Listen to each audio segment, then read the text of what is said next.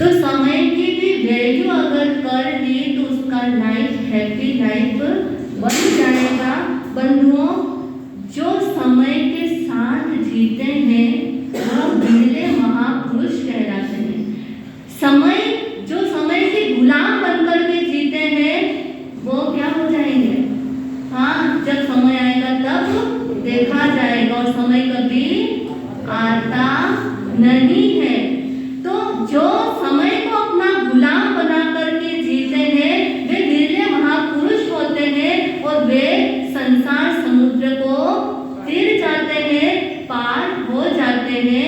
बंधुओं, समय बहुत सूक्ष्म है, बहुत मूल्यवान है।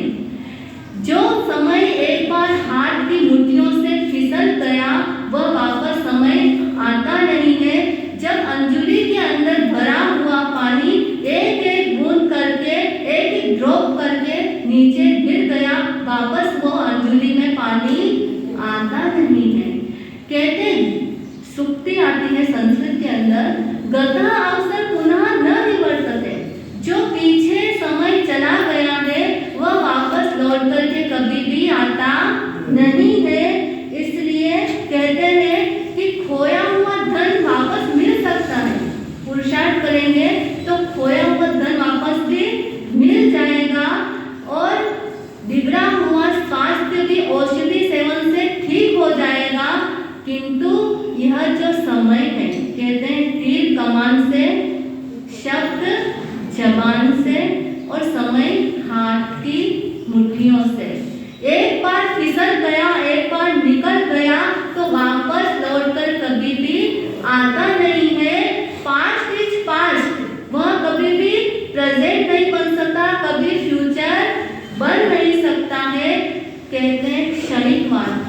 हमारे गौतम बुद्ध हुए हैं, सभी को मालूम है ना, उन्होंने बहुत बड़ा दर्शन, बहुत बड़ा सिद्धांत दिया है क्षणिकवाद का, कि एक क्षण मात्र भी वस्तु टिकती नहीं है।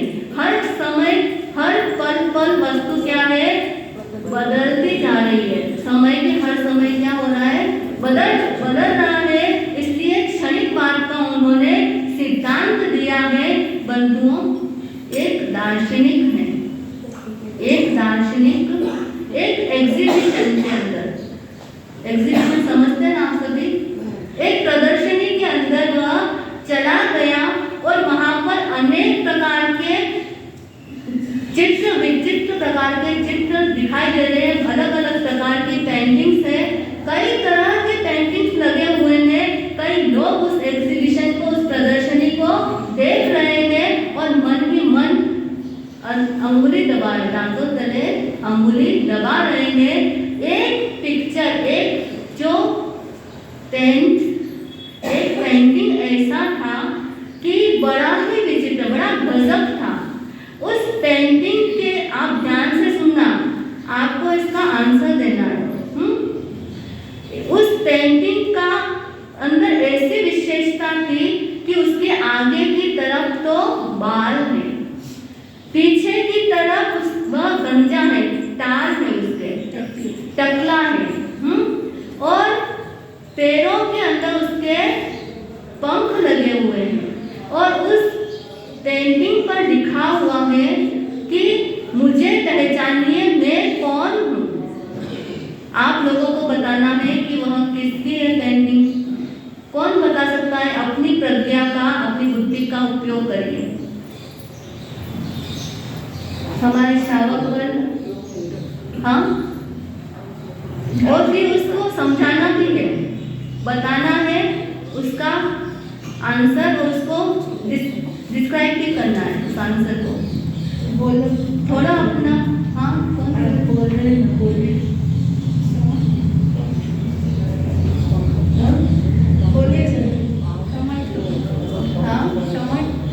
वेरी गुड, समय बोला है। अब इसको आप एक्सप्लेन कीजिए। जल्दी समय चला जाता है। पूरा आंसर देने की कोशिश करिए। आगे की, ठीक है मैं एक्सप्लेन कर देती हूँ, टाइम हमारे पास नहीं है।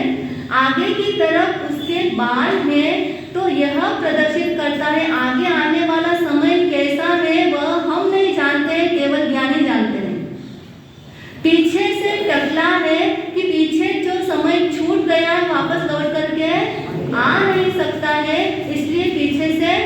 टकला है और पैरों के अंदर पंख लगे हुए हैं, वह यह प्रदर्शित करता है कि उस वह क्या है, एक क्षण भी रुकता नहीं है, इसलिए उसका नाम है समय।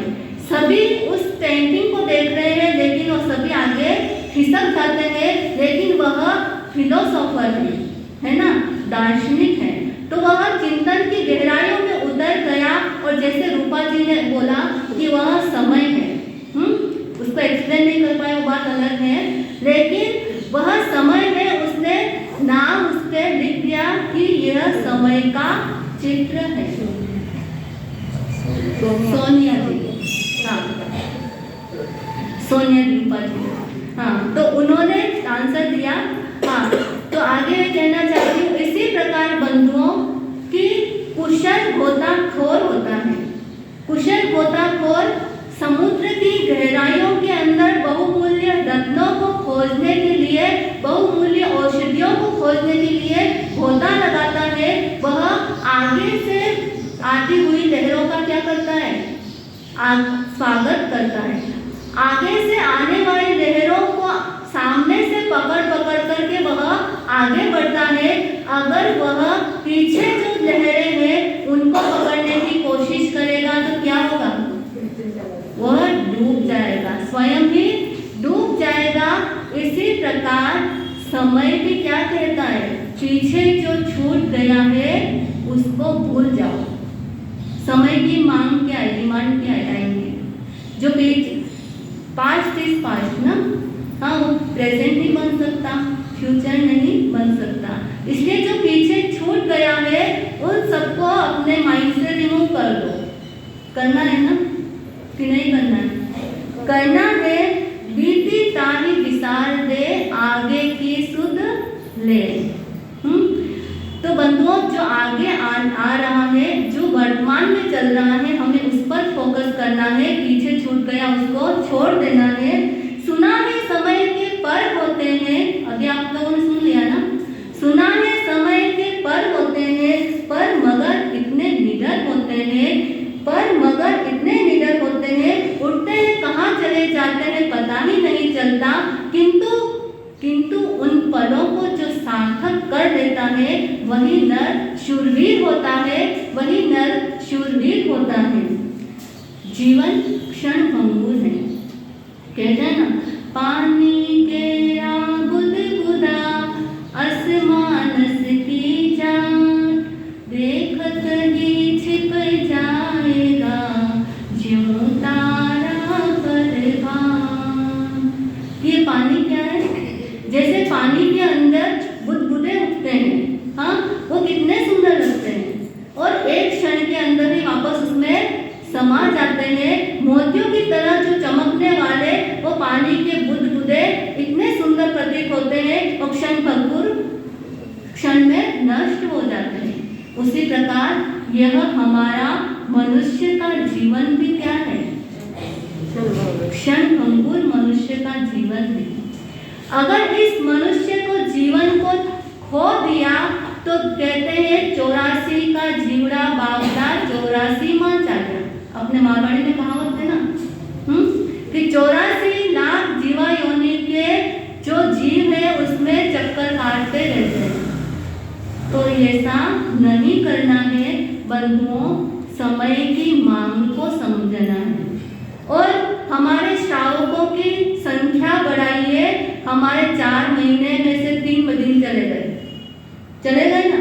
देखिए 4 महीने के अंदर 120 दिन होते हैं और आपके पूरे वर्ष में कितने दिन होते हैं, 165 दिन होते हैं, 365 दिन होते हैं। 365 दिन में से 120 दिन, हाँ, 120 दिन में भी आपको सिर्फ 120 घंटे प्रवचन के, कितने कम है, कम है ज्यादा है, कहाँ का आपको 365 दिन पूरे आप अपने में रहो, कुछ प्रॉब्लम नहीं है, लेकिन 120 घंटे आपने दे दिए तो आपका लाइफ नहीं सुधर जाए तो मुझे आकर के बातें बोलना। आपकी लाइफ बदलनी है कि नहीं बदलनी, जीवन को बदलना बहुत जरूरी है। अनंत काल से जो हमारे संस्कार जमे हुए हैं आत्मा के ऊपर, अगर वह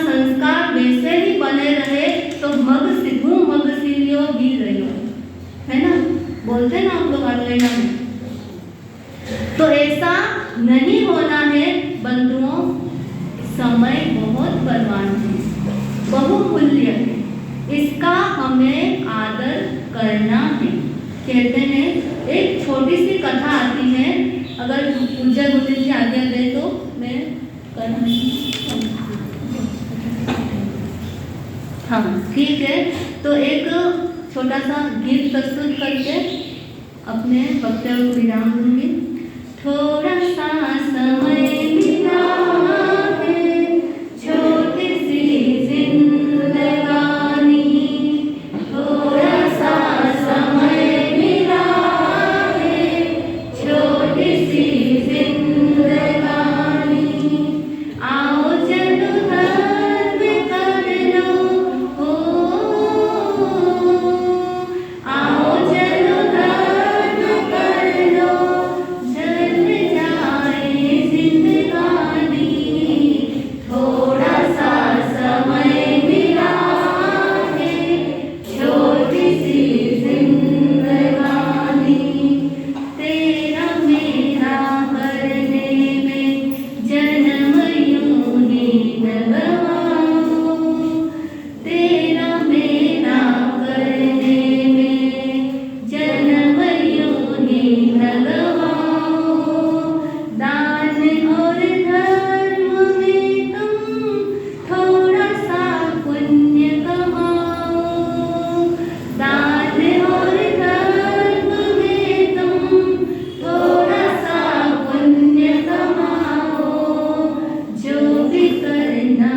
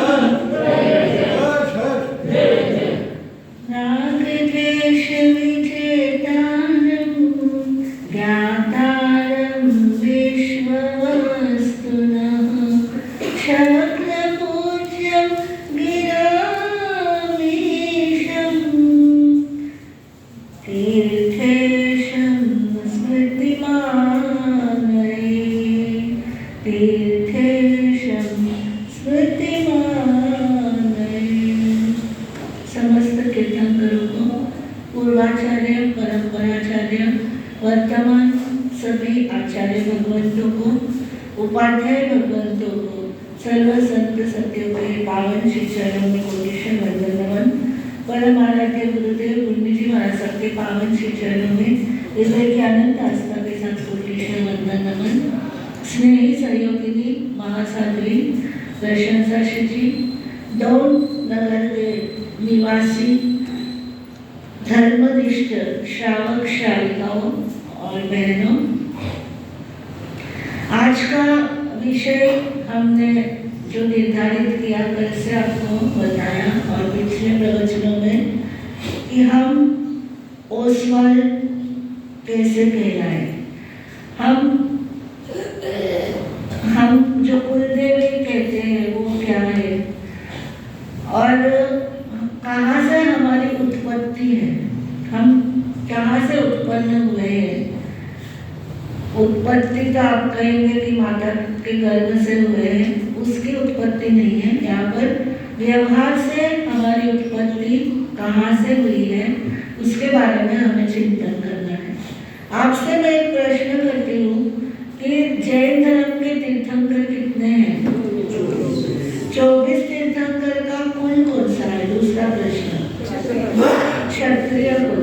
वेरी गुड, है ना, क्षत्रिय कुल में पैदा हुए। और क्षत्रिय कौन होते हैं, उनका परिभाषा क्या है? क्षत्रिय क्या करते हैं? प्रोफेशन। शशिकांत जी, प्रोफेशन प्रजा की रक्षा करना। किसके द्वारा? हाँ, शस्त्र अस्त्रों से, युद्ध के द्वारा ना, सीधी बात है। उनका क्षत्रियों का कर्तव्य है कि वो सुरक्षा करे। आप सभी ने अपने अपने ढंग से सही जवाब दिया है कि वो देश की सुरक्षा हो, कोई शत्रु बाधा ना करे, उसके लिए वो क्या करते हैं? अस्त्र शस्त्रों से लड़ाई करते हैं, युद्ध करते हैं। और क्षत्रिय कुल में ही हमारे तीर्थंकर पैदा होते हैं। सभी तीर्थंकरों के बारे में आपने सुना है, लेकिन प्रत्यक्ष उदाहरण हमको नेमिनाथ भगवान जो हमारे 22वें तीर्थंकर हैं उनके लिए हमारे कथा में आता है। उनके विषय में क्या आता है कि वो मथुरा नगरी के रहने वाले और उनकी विवाह जो है नेमिनाथ भगवान का, सब उनके जो पिता है वो कौन है? समुद्र विजय।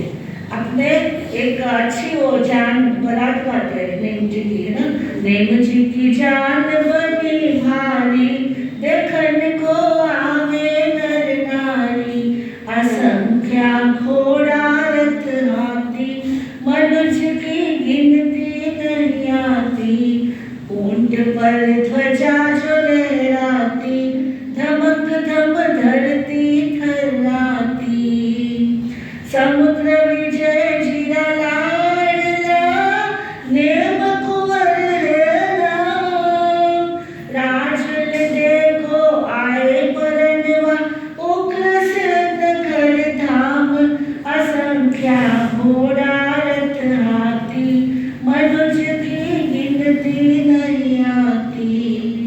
नेम जी की बारात चल रही है। समुद्र विजय जी के 4 पुत्र हैं, उसमें सबसे बड़े हैं नेमिनाथ जी, दूसरे रथ नेमी, और 2 जो और है सतनेमी और दृढ़ नेमी। इनका अंतर्गत सूत्र के अंदर हमारे वर्णन आता है कि उन्होंने दीक्षा लेकर मोक्ष में गए।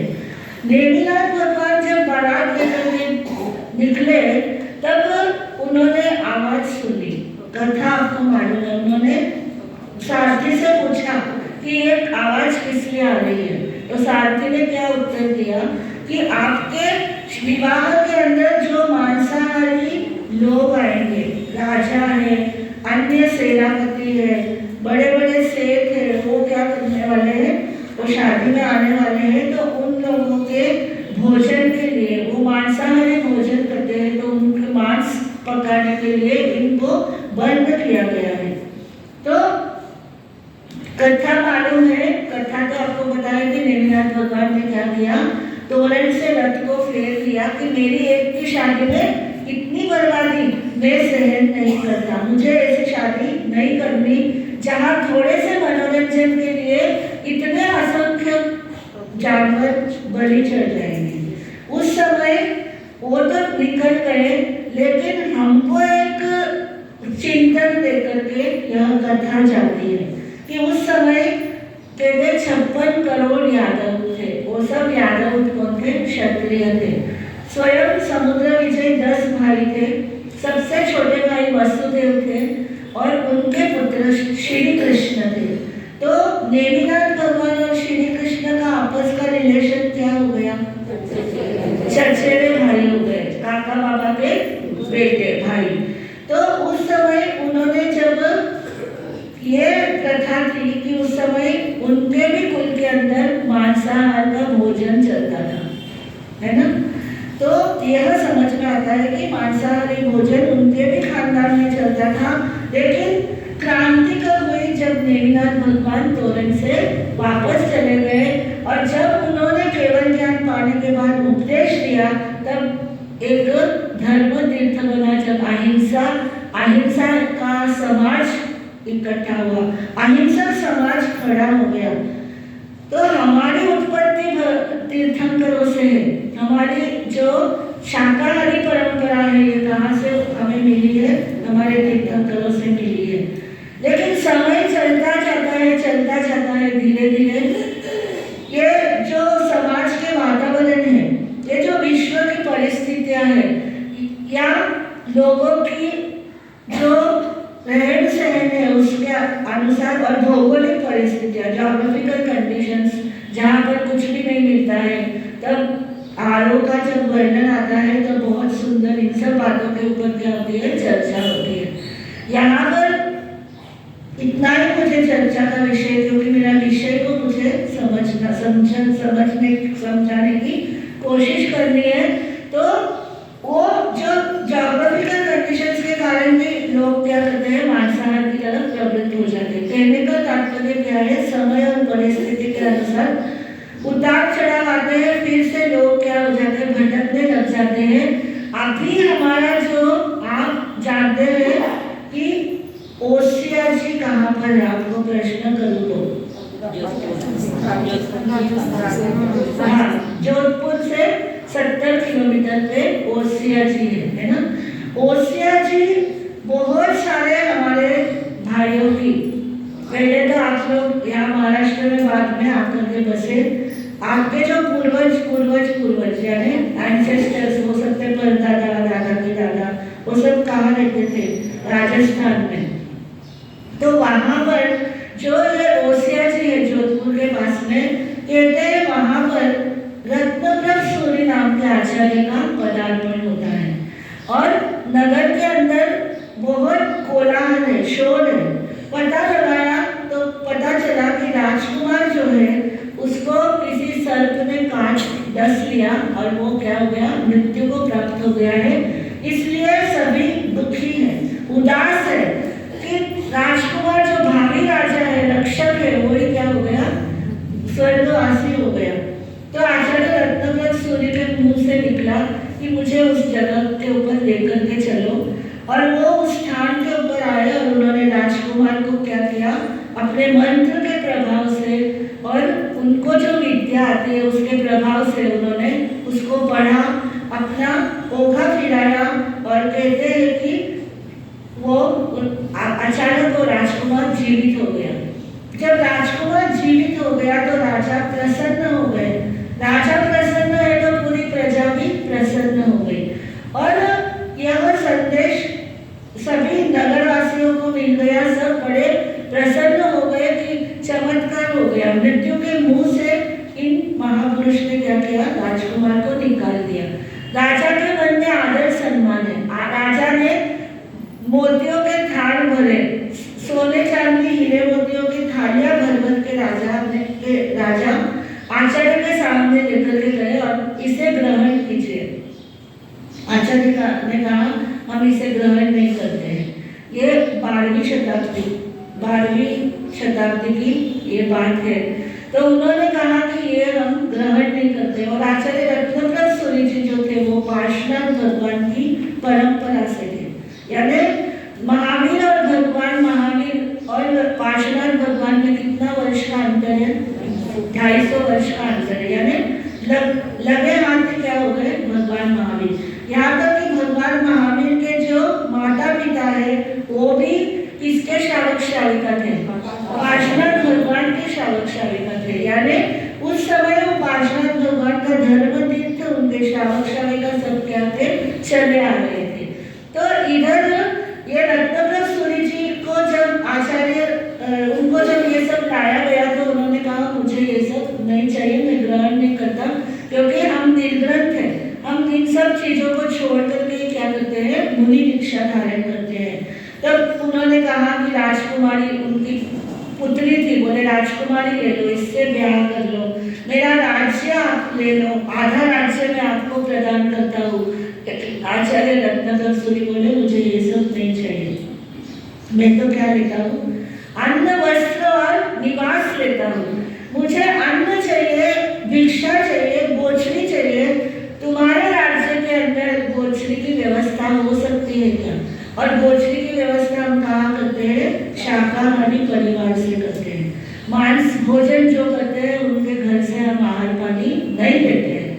तब उन्होंने देखा कि हमारे तो पूरे राज्य में सबके सब लोग क्या करते हैं? हर घर में मांसाहार का प्रचार है, हर घर में शराब पीते हैं, हर घर के अंदर क्या होते हैं?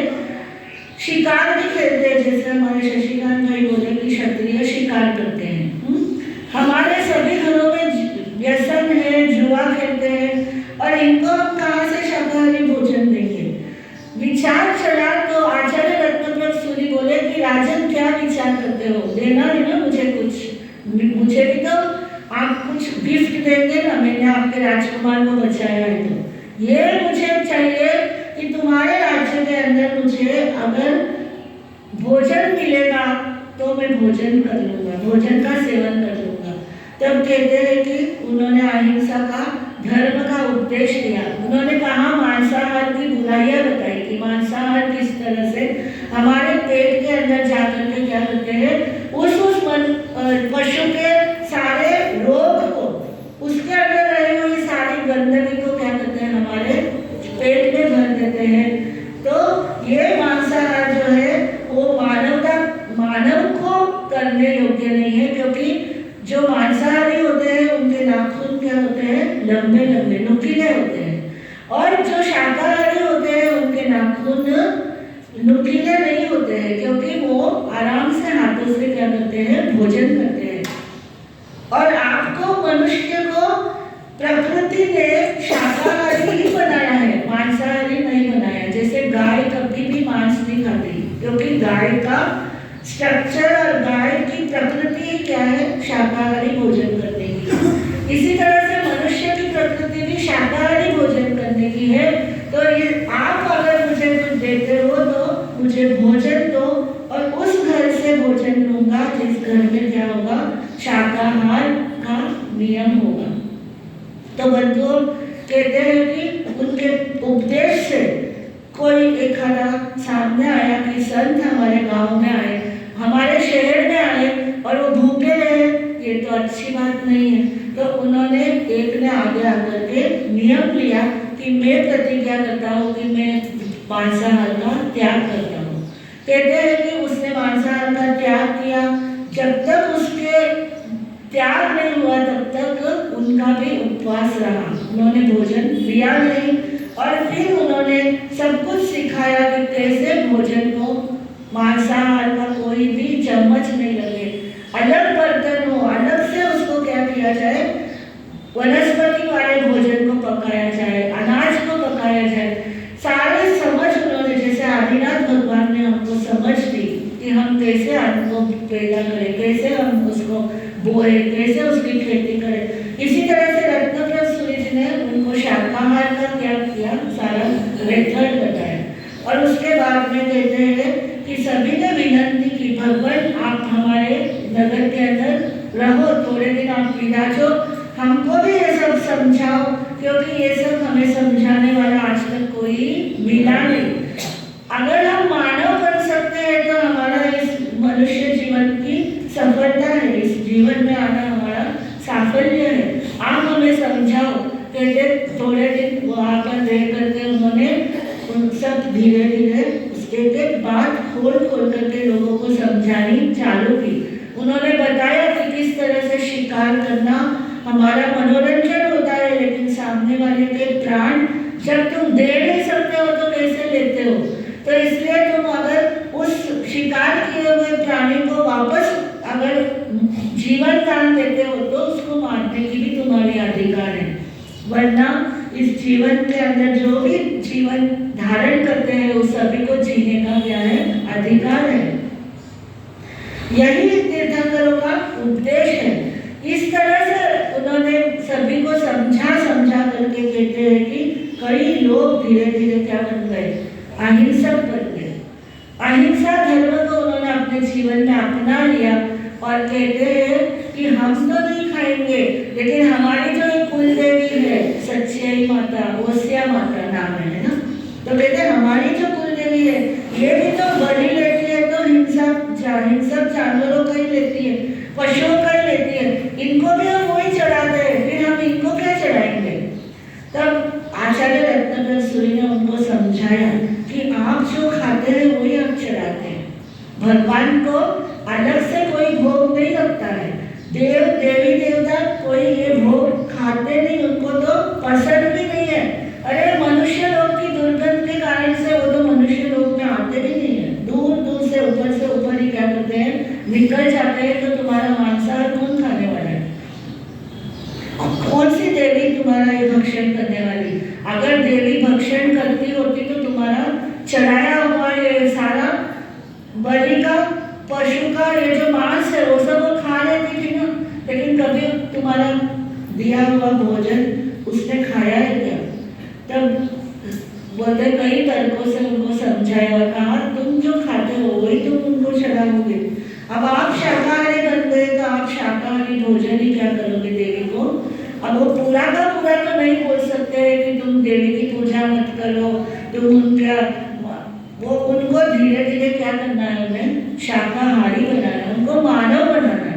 इसलिए उन्होंने वहां तक नहीं पहुंचे हो कि भाई तुम कुल देवी को भी मत मानो, इसका भी पूजा मत करो। उन्होंने ये नहीं कहा, उन्होंने कहा आप शाकाहारी है तो शाकाहार का ही उनको भोग चढ़ाओ।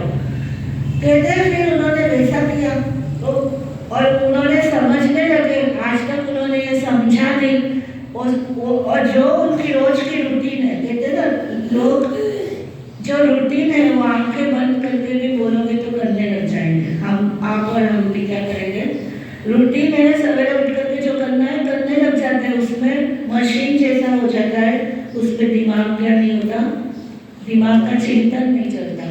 तो उस दिन उन्होंने जब सुना तो उन्होंने कहा ठीक है हम क्या करेंगे, ये हमारी जो सच्चाई माता है इसको भी हम शाकाहारी भोग ही चढ़ाएंगे। उन्होंने कहा अच्छा भोग चढ़ाओ ना, ये गंदी चीज क्यों चढ़ाते हो।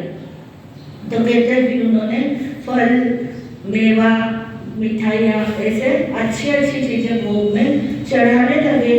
तो इस तरह से वहाँ के जो रहने वाले लोग हैं, जो ओसिया से और आचार्य रत्नाकर सूरी जी से प्रेरित होकर के निकले, तो वो धीरे धीरे क्या वही तो नहीं बसे ना, आप भी वहाँ के वहाँ आपके पूर्वज थे क्या, वो भी निकल के आए। क्यों कहते राजस्थान में कुछ ऐसा संतों का छोटे छोटे गांवों में कुछ ऐसा श्राप हुआ है, श्राप दिया गया संतों द्वारा, या कोई व्यसन में लग गए होंगे, ऐसा हमारा चिंतन कहता है, क्योंकि हम भी राजस्थान विचरण करके आए हैं।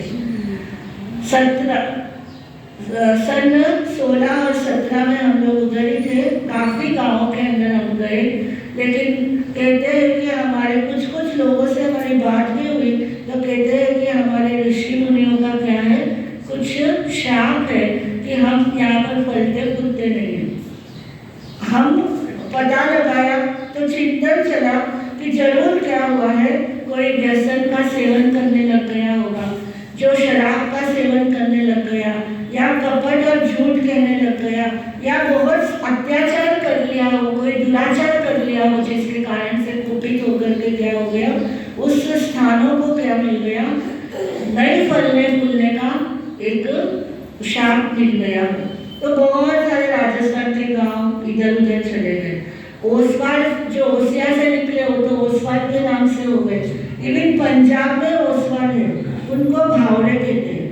भावड़े यानी भाव बड़े, भाव जिनके बड़े हैं, यानी दिल के जो दिलेर होते हैं, जो दिल से अच्छे होते हैं, दान धर्म में, दया धर्म में आगे होते हैं, तो उनको भाव बड़े बोलते भावड़े भावड़े बोलते हैं। दिल्ली पंजाब में ओसवालों को भावड़े बोलते हैं। और यहाँ पे अपने यहाँ पे बहुत सारे लोग हैं ओसवाल गोत्र ही लगाते हैं, बहुत जने।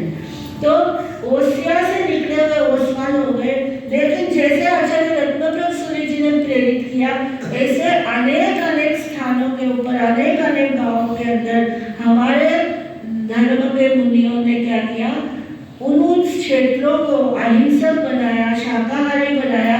तो अलग अलग गोत्र से जानने लग गए। कोई पोरवाली होते हैं, है ना, कोई खंडेलवाल होते हैं, कोई और भी गोत्र है, बहुत सारे गोत्र है। हमने शालिकाओं का इतिहास लिखा है, उसमें इतनी गोत्र है कि वो गोत्र कभी सुनी भी नहीं, इतने सारे हैं। कहते हैं कि हमारे जो 4 दादा गुरुदेव हुए हैं, जिनदत्त सूरि, जिनकुशल सूरि जी, जिनरत्न सूरि जी, इनके जो वो लगाए हुए गोत्र, कभी मंदिर दादावाड़ी में आप देखते हैं कि इनसे इतने सारे गोत्र स्थापित किए। गोत्र स्थापित करने का मतलब क्या है, उन लोगों को उन्होंने हिंसा से अहिंसक बनाया, मांसाहारी से उनको क्या किया, शाकाहारी बनाया। और शाकाहारी बना करके फिर वो जैन धर्म को मानने लगे। तो ये इस तरह से कई हमारे मुनियों ने क्या किया, कई ऐसे गोत्र बनाए। राजस्थान में आज भी एक वीरवार समाज है जो खटिक जाति के हैं, जो मछुआरे होते हैं, कसाई वृत्ति के होते हैं। उन सभी का कसाईपना छुड़ाया समीर मुनि जी महाराज साहब ने, और उनको एक नाम दिया वीरवार समाज। ऐसे ही पंजाब के अंदर बहुत सारे गांव हैं, बड़ौदा गांव है, वहां पर भी पूरा का पूरा जो खत्री लोग हैं, क्षत्रियों को खत्री बोलते हुए पूरा के पूरे खत्री लोग अहिंसक बन करके जैन धर्म की सामायिक करते हैं। वर्धमान स्थानकवासी जैन शावक संघ के नाम से खुद स्थानक बनाते हैं, और खुद वो क्या करते हैं, वहाँ पर चातुर्मास भी कराते हैं संत सतियों के। और बहुत सारे साधु साध्वियों ने दीक्षा भी ली है उसको, उन परिवारों से। ऐसे ही 4 गाँव है, संगत नाम का एक गाँव, संगत मंडी, वो भी पूरा खत्रियों का क्या हुआ है, जैन बना हुआ है। तो ऐसे जी जो हमारे महापुरुष है, कहने का ये भाव है कि ये जो हमारा वंश, ओसवाल वंश है, या जो भी हम जिस वंश से है, हमारी माता है, कुलदेवी है, कुलदेवी को भी मानने का पीछे यही परंपरा है। क्योंकि अगर आप कुलदेवी के वचनों का पालन करते हैं तो आपका घर क्या रहता है, फला फूला रहता है, समृद्ध रहता है। अगर बड़े बुजुर्गों की सेवा होती है तो वह घर क्या होता है, फलीभूत होता है। क्योंकि कहते हैं कि ये उत्तर दिशा है, हमारे बुजुर्ग क्या होते हैं, उत्तर दिशा होते हैं। इन उत्तर दिशा हम हमेशा समृद्धि दिलाते हैं। नॉर्थ डायरेक्शन हमारी समृद्धि और ग्रोथ यानी विकास की दिशा है। और उसकी रेमेडी क्या है, अगर पूछा जाए कि उसको हम कैसे शुद्ध कर सकते हैं इस दिशा को, तो कहते हैं बुजुर्गों की सेवा करने से ये दिशा शुद्ध होती है, दिशा का दोष निकल जाता है, और विकास और बरकत घर परिवार के अंदर होने लगती है। तो कुलदेवी को भी इसी तरह से मानने लग गए कि हमारे घर की क्या है, ये बड़े बुजुर्ग की तरह मानते हैं, परंपरा से मानते हैं कि ये हमारे घर की देवी है। यानी हमारे बुजुर्गों ने भी इनको माना है, तो हम भी क्या कर रहे हैं, इनको मान रहे हैं। दृष्टि में हमारे सही मान्यता होनी चाहिए। जैसे कल आपको मैंने बताया गौतम गंधर्व हमारे गजानंद जी है, इसी तरह से हमारी जो कुलदेवी है वो हमारी देवी है, भगवान नहीं है। भगवान और देवी देवता में बहुत फर्क होता है। हम देवी को और कुल देवता को, क्योंकि इनकी उम्र बहुत लंबी होती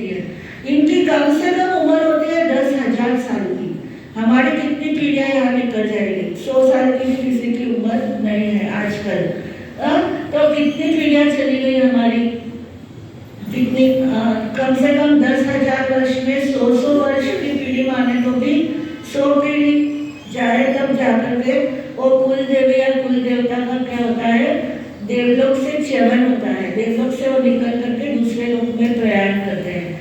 तब तक उनको भी आदत हो जाती है कि ये हमारी क्या करते हैं, सेवा करते हैं, और सेवा करते करते सेवा करना बंद कर देते हैं तो क्या हो जाता है, वो भी रुष्ट हो जाते हैं, ऐसा कहा जाता है। अब ये परंपरा जो है, इस परंपरा को कई मिथ्यात्व मान करके क्या करते हैं, मना करते हैं कि इनकी पूजा मत करो। मिथ्यात्व का दोष तब लगता है, संगीत के 67 बोल में बताया है कि राजा आदि के दबाव से, देवी देवता के दबाव से, या दूसरे धर्म के दबाव से, या दूसरे धर्मी राजा के दबाव से हमको कुदेव, कुगुरु, कुधर्म को वंदना भी करनी पड़े। मतलब हमें करनी पड़े, क्यों बोला, क्योंकि हम छद्मस्त होने के नाते हमें मृत्यु का भय है, हमें अपने परिवार की खुशहाली का भय है कि हमारे परिवार में हमारे बच्चे अच्छे रहे, तंदुरुस्त रहे, सभी स्वस्थ रहे।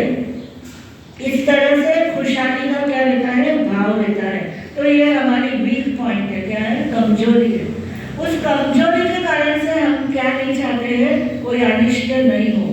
तो उसके दबाव के कारण से अगर हमारे ऊपर कोई तकलीफ आती है तो जो शूरवीर होता है वो तो निकल जाएगा, लेकिन जो कहीं वीक हो गया, कमजोर हो गया, तो उसको क्या हो जाता है, उसके ऊपर अटैक हो सकता है। ऐसे सोच करके क्या करते हैं, ठीक है भाई ये करते आए हैं, करते जा रहे हैं, कर्तव्य बुद्धि से करते हैं, न कि उसमें धर्म की बुद्धि डालते हैं या उसमें मोक्ष को देने वाले ये है ऐसी बुद्धि रख करके काम नहीं करते हैं। ये लौकिक दृष्टि से करते हैं। लौकिक दृष्टि यानी संसार की दृष्टि से, हमारे परिवार की दृष्टि से, बिजनेस की दृष्टि से, स्वास्थ्य की दृष्टि से, परिवार में मंगल हो, उस दृष्टि से क्या करते हैं, उसका पूजन वगैरह करते हैं। तो आपको दर्शन, विजन को सही रखने की समझ आनी चाहिए, दृष्टि को निर्मल रखने की आप में समझ होनी चाहिए कि हम किस दृष्टि से करते हैं, क्यों करते हैं और किस लिए करना चाहिए, या हम अपनी निर्बलता के कारण से करते हैं, उसको भी हमें स्वीकार करना चाहिए। तो ये हमारी जो वर्तमान में ओसवाल की उत्पत्ति का क्या है, इतिहास संक्षेप में।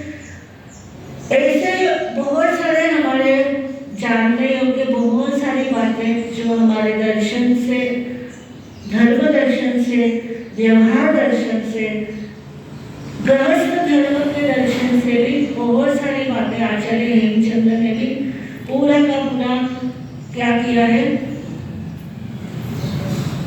मार्गानुसारी पे बोल भी बताए कि कैसे गृहस्थ धर्म को निभाते हुए आगे बढ़ना चाहिए।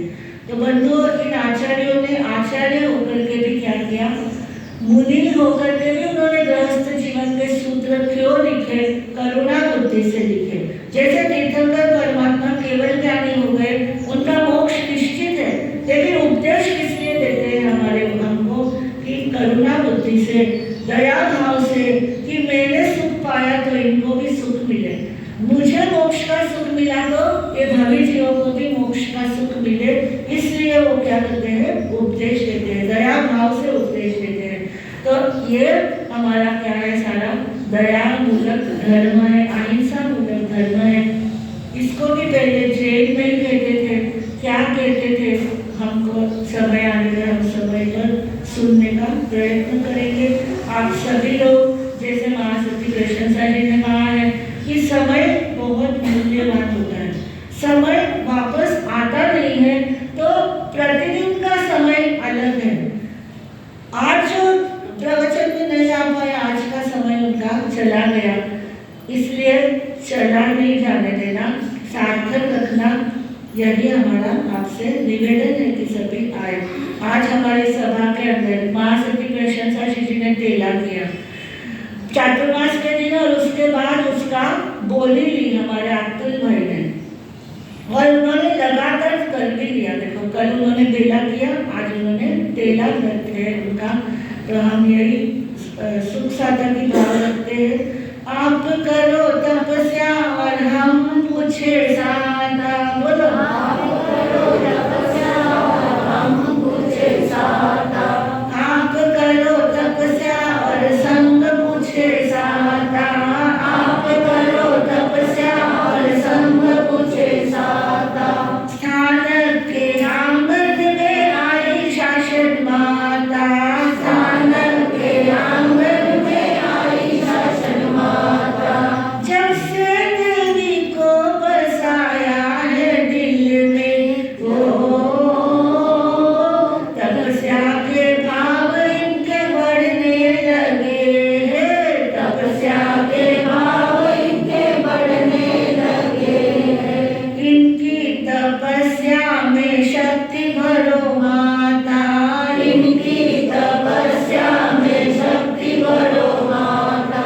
स्थान के आंगन में आई शासन माता।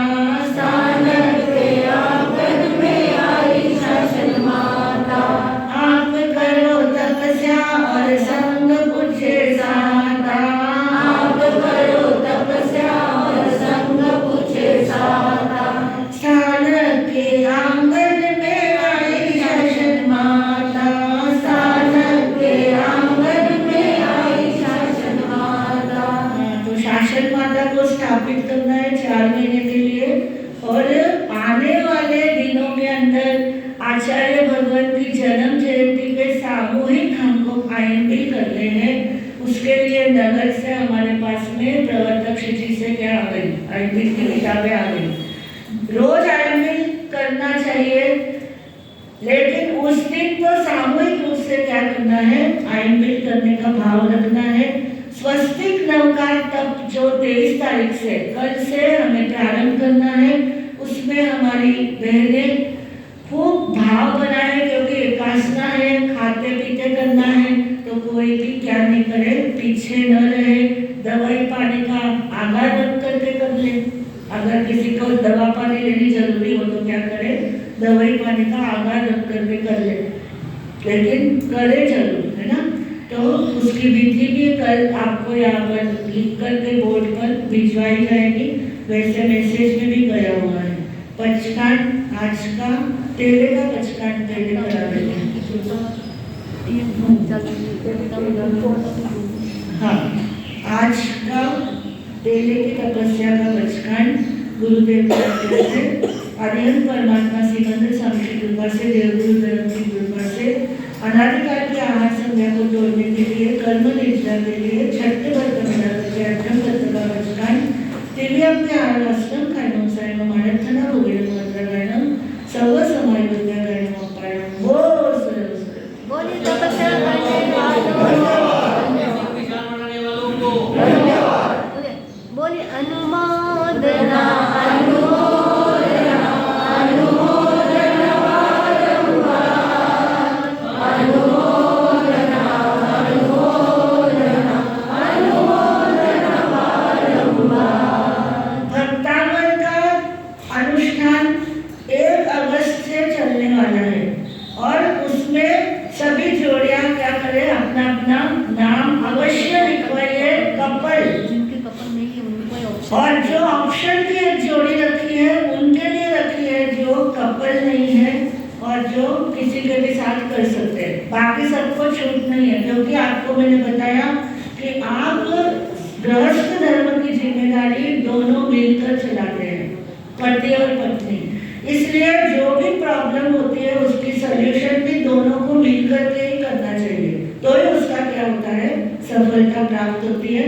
तो आपने अपने जोड़ियों के प्रवचन के बाद महासती जी के पास में नाम अवश्य लिखवाए, और सभी सम्मिलित हो उसके अंदर। मेरे पास 18 अगस्त का, 11 अगस्त का, 5 अगस्त का और 4 अगस्त के नाम आए हैं।